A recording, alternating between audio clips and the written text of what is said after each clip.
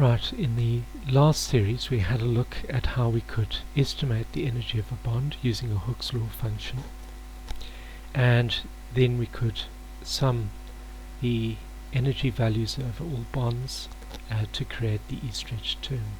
Now in molecular mechanics, remember you've got energy as the sum of bonded and non-bonded terms, and in terms of bonded terms we've got E-stretch. But now I'd like to look in detail at the bending term for molecular mechanics. So, in terms of a bending term, when you have three atoms that are at an equilibrium bond angle, we would like them to have the lowest energy possible, value of 0 for that. And of course, if you displace, if you pull the angle to be wider, then you want the energy to increase, and that is a driving force to make it go back to the equilibrium bond angle. And similarly, if you compress that angle, you want the energy to also increase. And this is a very similar situation to the bonds.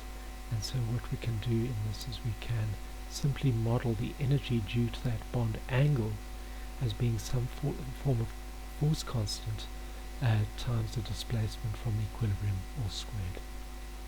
So in terms of a bend, we have that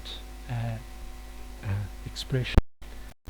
But bear in mind that in a molecule you're not likely to just have one bond angle. It's quite possible that you will have several bond angles. So in an arbitrary molecule that I've got here, you can see that I have 6 bond angles, 1, 2, 3, 4, 5, 6, and none of them are at the equilibrium bond angle, and so we would need to calculate k into theta minus theta naught squared for each one of these 6 angles, and then we would have to add up all 6 angles to get the Ebend term, which is the sum of all E thetas for the entire molecule. So let's have a look at a simple example. We're going back to this water molecule that we've already had a look at, and it's interesting that in the amber force field the equilibrium bond angle is listed as 1.823. Now just note that 1.823 is 104.5 times 104.5 degrees converted to radians. So we must just make sure that we match the units in the Ebend term. If it's in radians, we must use radians. If it's a different per degree squared term, we must use degrees. But in this case we have a radian term, and we must match it. So if we want to calculate the energy due to this bond angle here, we're going to have to convert this 109.5 to radians. And so there we have it. That angle is 1.911 radians. Right, now we can do this k into theta minus theta naught squared, and that's going to work out quite nicely. Force constant's 100, the difference squared is given there, and so the energy is just under 1 kilocalorie per mole.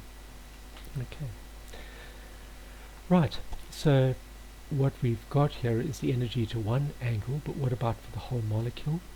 Well, the Ebend term takes all those values together, and in this case there is only one angle in the molecule, and so the sum, there's only one value in the sum, and so our total energy due to angles is again just under 1 kilocalorie per mole.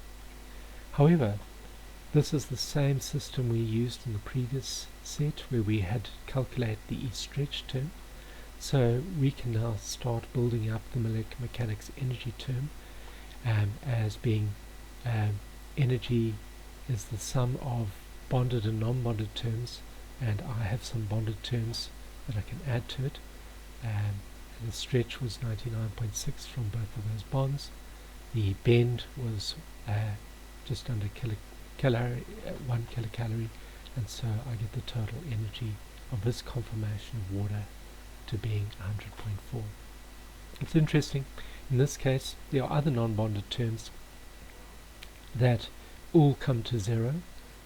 Bonded and non-bonded, they come to zero. There are no torsion angles in such a simple molecule, and we don't have to calculate any non-bonded terms because we don't have atoms that are non-bonded that are interacting with each other. So for this is an accurate molecular mechanics energy for that water molecule. Okay, so in the next set of slides we'll have a look at a torsion term.